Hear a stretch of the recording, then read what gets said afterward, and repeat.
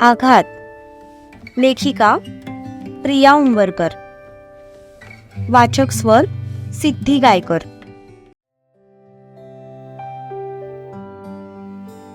शीला मावशी, एवढं सॅलड कापून ठेवा. तुर्वा फ्रीज मधून काकडी, गाजर, टोमॅटो सगळं काढत म्हणाली. व्हयजी, कापते. शीला मावशी तिच्या हातातून सगळं घेत म्हणाल्या. तिने भाताचं कुकर खाली ठेवलं आणि चपात्या करायला घेतल्या. आवताई साहेब, कढी झाली नव?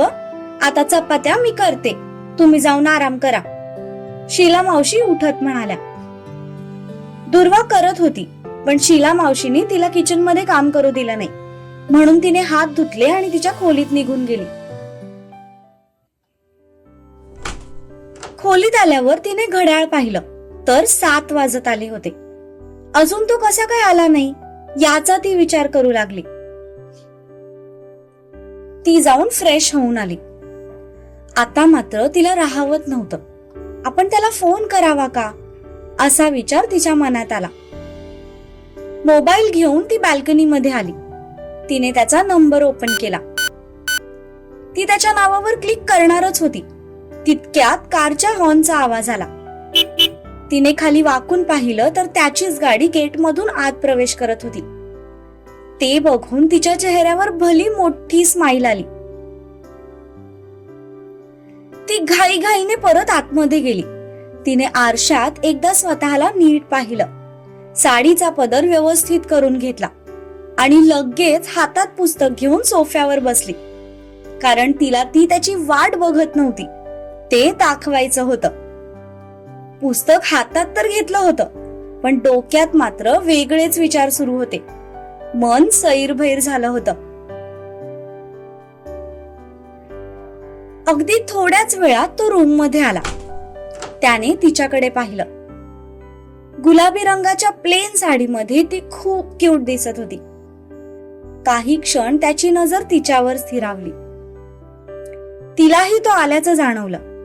तसं तिने नजर वर करून त्याच्याकडे पाहिलं. दोघांची नजरानजर झाली. त्याने तिला स्माईल दिली. त्यावर तिनेही हसून प्रतिसाद दिला. मी आलोच फ्रेश होऊन, असं म्हणत त्याने हातातली बॅग टेबलवर ठेवली आणि तो बाथरूम मध्ये निघून गेला. ती मात्र अजूनही त्याच्याच विचारात गुंग होती. थोड्या वेळानंतर तो शॉवर घेऊन बाहेर आला.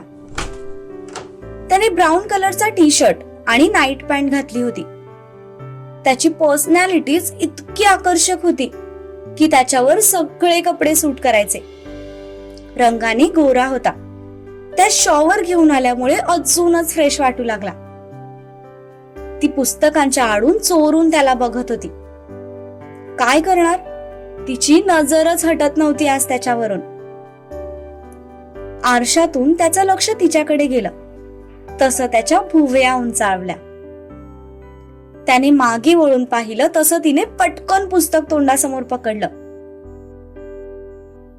एंजल, तो तिच्या जवळ जात म्हणाला. तसं तिच्या हृदयाची धडधड वाढली. तिने फक्त हुंकार भरला. तुझी तब्येत ठीक आहे ना? तो जवळ येऊन तिच्या कपाळावर हात लावत म्हणाला. हो, मला काय झालंय, मी एकदम ठीक आहे. ती चेहऱ्यावर जबरदस्ती स्माईल आणत म्हणाली. ठीक आहेस तर मग उलट पुस्तक पकडून का वाचतेस? तो म्हणाला. तसं तिच्या चेहऱ्यावरचं हसू एका क्षणात गायब झालं. तिने हातातल्या पुस्तकाकडे पाहिलं तर खरंच तिने पुस्तक उलट पकडलं होतं. स्वतःच्या मूर्खपणावर तिने मनातच स्वतःला डझनभर शिव्या घातल्या आणि पुस्तक सरळ करून हातात पकडलं. ते मी माझ्या दुसऱ्या विचारात होते ना, त्यामुळे चुकून झालं असेल. ती पुस्तक बाजूला ठेवत म्हणाली. तिचा चेहऱ्यावरचा गोंधळ स्पष्टपणे दिसून येत होता. त्याने तिच्या चेहऱ्याकडे नीट पाहिलं. आज त्याला ती थोडी वेगळी वाटत होती. चेहरा गोंधळलेला दिसत होता. तो तिच्याजवळ बसला आणि तिच्याकडे बघून म्हणाला, एंजल, काय झालंय? कसलं टेन्शन आहे का तुला? तो म्हणाला. तसं माहित नाही का, पण आपोआप तिचे डोळे भरून आले आणि पुढच्या क्षणाला ती त्याला बिलगली. तिच्या अशा अचानक मिठी मारण्याने तो सुद्धा शॉक झाला होता. खरं तर त्याचा विश्वासच बसला नाही की तिने स्वतःहून त्याला मिठी मारली आहे. Angel, what happen? आता तो तिच्यासाठी बेचैन झाला होता. त्याने हळूवारपणे तिला जवळ घेतलं आणि खूप प्रेमाने तिच्या डोक्यावरून हात फिरवू लागला. त्याच्या स्पर्शाने तिला अजूनच भरून आलं आणि ती आणखीनच त्याला बिलगली. त्याच्यासाठी तर हा आनंदाचा सुखद धक्का होता. या क्षणाची तर त्याने कितीतरी महिने वाट पाहिली होती. आय एम सॉरी, ती त्याच्या मिठीतूनच म्हणाली. तसं तो थोडा शॉक झाला. सॉरी? Sorry for what? त्याने तिला स्वतःपासून बाजूला करत विचारलं. तिच्या डोळ्यात पाणी होतं, जे त्याने हळूच त्याच्या अंगठ्याने पुसलं. ती मात्र अजूनही मुसमुसत होती. तिचं मुसमुसणं काही थांबेना. ते बघून तिचा चेहरा त्याने हळूच ओंजळीत पकडला आणि तिच्या डोळ्यात बघत म्हणाला, काय झालंय तुला? तू प्लीज स्पष्टपणे बोलत जा गं. असं स्वतःला त्रास करून घेत जाऊ नकोस, मग मलाही त्रास होतो. त्यापेक्षा मनात जे येईल ते बोलून मोकळी होत जा, म्हणजे तुलाही त्याचा त्रास होणार नाही. तो म्हणाला. यावर तिने तिचे डोळे पुसले आणि स्वतःला सावरत म्हणाली, आय एम सॉरी, मी खूप त्रास दिलाय तुम्हाला, खूप अपमान केलाय तुमचा. तुम्ही मला प्रेम दिलत, पण त्या बदल्यात माझ्याकडून तुम्हाला फक्त त्रासच मिळालाय. राजकुमार आहात तुम्ही, पण माझ्यासाठी तुम्ही आमच्या साध्या घरी येऊन राहिलात. इतक्या लक्झरियस लाईफची सवय असून सुद्धा माझ्या घरी जमिनीवर बसून जेवलात. पहिल्या दिवशी तर मी तुम्हाला जेवायला पण दिलं नाही, तरीही तुम्ही त्याबद्दल कधीच तक्रार केली नाहीत. रूम मध्ये झोपू दिलं नाही, तर गच्चीवर जाऊन झोपलात. एसी आणि मऊ गादी शिवाय न झोपणारे तुम्ही फक्त माझ्यासाठी त्या डासांमध्ये झोपलात. मी पदोपदी तुमचा अपमान केला, तुम्हाला नाही नाही ते बोलले, तरी तुम्ही सगळं सहन केलं. का केलं तसं? का नाही तेव्हाच मला सगळं सांगितलं?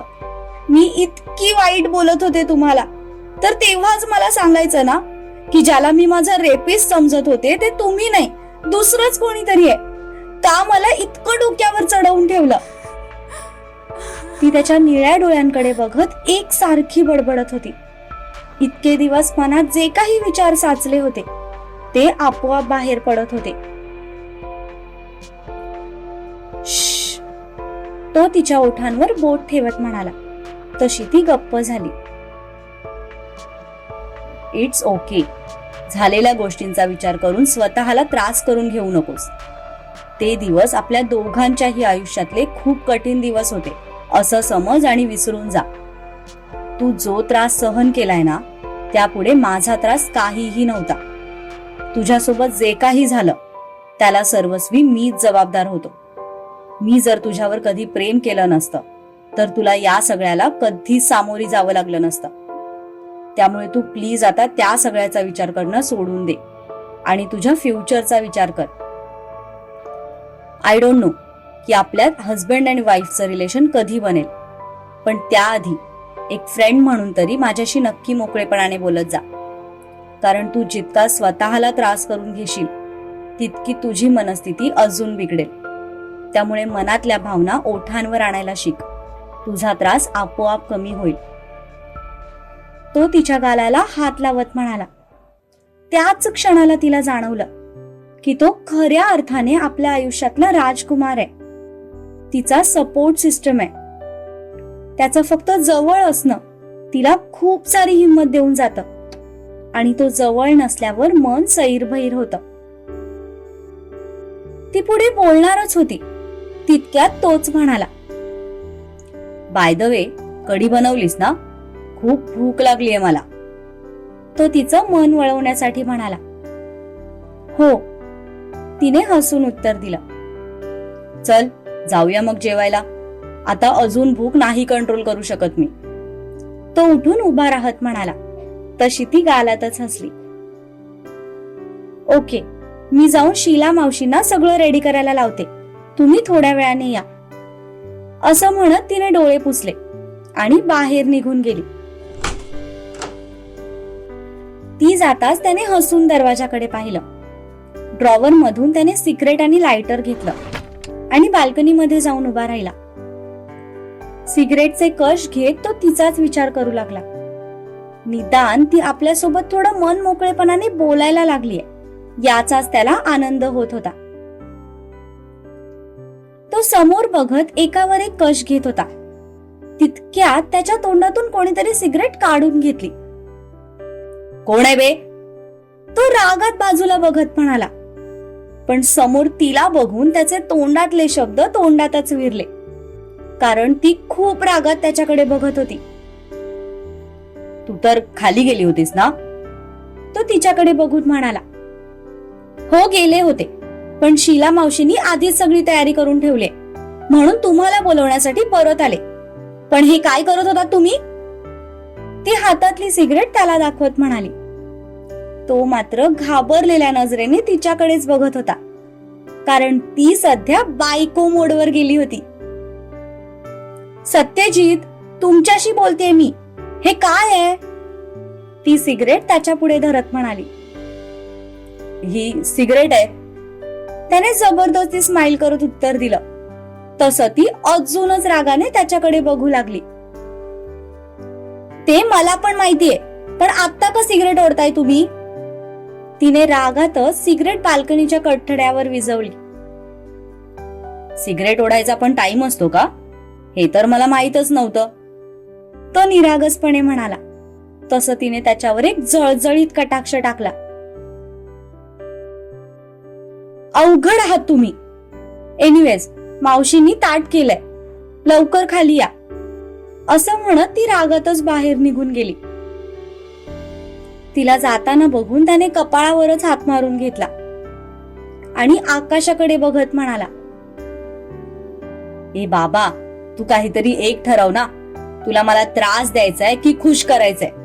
थोडं काही चांगलं घडत असतं की लगेच तू आपला विलन सारखा आडवा येतोस. तुझा नक्की प्रॉब्लेम काय आहे? तो आकाशाकडे बघून देवाकडे कंप्लेंट करत होता. त्याने मनातच हुसकारा सोडला आणि जेवणासाठी खाली निघून गेला. सगळे डिनर टेबलवर जमले होते, फक्त सूर्य आणि शिवा तेवढे नव्हते. जीवाशिवाची जोडी कुठे आपली? सत्यजित खुर्चीवर बसत म्हणाला. अरे ते दोघं आज बाहेरूनच जेवण करून येणार आहेत, उशीर होईल म्हणाले. अक्कासाहेब म्हणाल्या. ओके, तो फक्त एवढंच म्हणाला. शीलाने सगळ्यांपुढे ताटं वाढली. तसं सगळ्यांनी जेवायला सुरुवात केली. गप्पा गोष्टी करत सगळे जेवण करत होते. अप्पा आणि संपत काका दुर्वाला तिचा ऑफिसचा पहिला दिवस कसा होता याबद्दल विचारत होते. ती पण सगळ्यांशी मन मोकळेपणाने बोलत होती. सत्यजित मात्र शांतपणे जेवत होता. सत्या, अरे तू काय एवढा शांत आहेस? संपत काकांनी विचारलं. आता तुमचं बोलणं चालू आहे, त्यात मी काय बोलू? तो म्हणाला. आता काय मजा आहे बाबा तुझी, घरी पण बायको सोबत असणार आणि ऑफिस मध्ये पण बायको सोबत असणार. संपत काका त्याला चिडवत म्हणाले. पण हे ऐकून दुर्वाला मात्र लगेच ठसका गेला. अगं हळू ना. तो लगेच तिच्या पुढे पाण्याचा ग्लास पकडत म्हणाला आणि दुसऱ्या हाताने तिच्या पाठीवर चोळू लागला. त्याच्या थंड हातांचा स्पर्श पाठीवर होताच तिने अंग आकसून घेतलं. मी ठीक आहे, ती लगेच म्हणाली. तसं त्याने तिच्या पाठीवर असलेला हात काढून घेतला. अक्का, अप्पा आणि संपत काका तिघेही गालात हसत होते. त्यांच्या रिॲक्शन्स बघून दोघांनाही अवघडल्यासारखं झालं.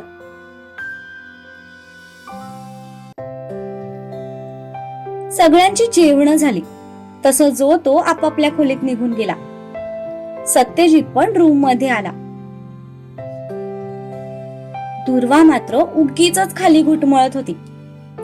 शीला मावशींनी सगळं आवरलं, तरीही ती अजून वर गेली नव्हती. थोड्या वेळानंतर अक्कासाहेब शतपावली करण्यासाठी बाहेर आल्या. दुर्वाला हॉलमध्येच बघून त्या म्हणाल्या, अग पोरी, जा की तुझ्या खोलीत, सत्या वाट बघत असेल तुझी. अक्कासाहेब म्हणाल्या. तसं तिने नजर खाली केली. चेहऱ्यावरची लाली कितीही लपवण्याचा प्रयत्न केला तरी लपत नव्हती. नाही, ते मी शीला मावशींचा आवरेपर्यंत थांबले होते. तिने काहीतरी द्यायचं म्हणून कारण दिलं. झालंय तिचं आवरून, जा आता तुझ्या खोलीत, अक्कासाहेब म्हणाल्या. तसं ती होकारार्थी मान डोलवत वरती जाऊ लागली. पण मनात मात्र प्रचंड धडधडत होतं. ती खोलीत आली तर तो फोनवर कोणाशी तरी कामाबद्दल बोलत होता. ते बघून तिने सुटकेचा निश्वास सोडला. तिने पण तिचा फोन हातात घेतला आणि बाल्कनीमध्ये निघून गेली. तिने आईला फोन केला आणि त्यांच्याशी बोलू लागली. थोड्या वेळानंतर तिचं बोलून झालं. तसं तिने फोन कट केला आणि मागे वळाली. पण मागे वळताच ती त्याच्या छातीवर जाऊन आदळली. आय एम सॉरी, तो पटकन तिला सावरत म्हणाला. इट्स ओके, ती म्हणाली आणि आत जाऊ लागली. तितक्यात त्याने तिचा हात पकडला. त्याने हात पकडताच तिचे श्वास कित्येक पटीने वाढू लागले. मागे वळून बघायचंही तिचं धाडस झालं नाही. त्याने तिच्या हाताला एक हिसका दिला आणि मागे ओढत स्वतःच्या मिठीत घेतलं. एखाद्या बाहुलीसारखी नाजूक ती आता त्याच्या बलदंड बाहूंमध्ये कैद झाली होती. का छळतेस मला इतकी? का मला स्वतःपासून दूर ठेवतेस? तो तिचे केस बाजूला करत तिच्या पाठीवरून बोटं फिरवत म्हणाला. तसं तर तिचा श्वासच बंद पडला. कसं रिॲक्ट व्हावं तेही तिला कळेना. ती त्याच्यापासून बाजूला जातच होती. तितक्यात त्याने पुन्हा तिला मागे खेचलं. त्याच्या बोटांचा स्पर्श तिला होताच तिच्या अंगावरून सरसरून काटा आला. तिला बोलायचं होतं पण शब्दच फुटत नव्हते. जीत, ती त्याचं नाव उच्चारत म्हणाली. त्याने तिला फिरवलं आणि तिचा चेहरा ओंजळीत पकडत म्हणाला, यू ट्रस्ट मी? तिने होकारार्थी मान डोलवली. Then please don't stop me, असं म्हणत तो तिच्या ओठांजवळ येऊ लागला. तसं तिने हाताच्या मुठीत साडी घट्ट पकडून ठेवली. डोळे आपोआप झाकले गेले होते. काही सेकंदातच त्याचे ओठ तिच्या ओठांवर होते. तिला तर आपण कुठल्या तरी नवीनच जगात पोहोचलो की काय असं वाटू लागलं. नकळतपणे तिचेही हात त्याच्या गळ्यात गुंफले गेले आणि तीही त्याला प्रतिसाद देऊ लागली.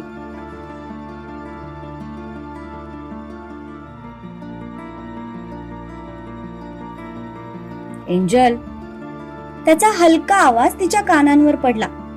तसं तिने नजर वर करून पाहिलं. अगं, अशी एकटीच का उभी आहेस तू? झोपायचं नाहीये का तुला? तो म्हणाला. तसं ती भानावर आली. तो 4-5 पावलांच्या अंतरावर उभा होता. तिने दचकून आजूबाजूला पाहिलं तेव्हा कुठे तिच्या लक्षात आलं की हे सगळं तिचं स्वप्न होतं. तसं तिने मनातच स्वतःच्या डोक्याला टपली मारली. हो, आलेच, असं म्हणत ती नजर खाली करूनच त्याच्या बाजूने आत निघून गेली. त्याला मात्र तिचं वागणं जरा विचित्र वाटायला लागलं होतं.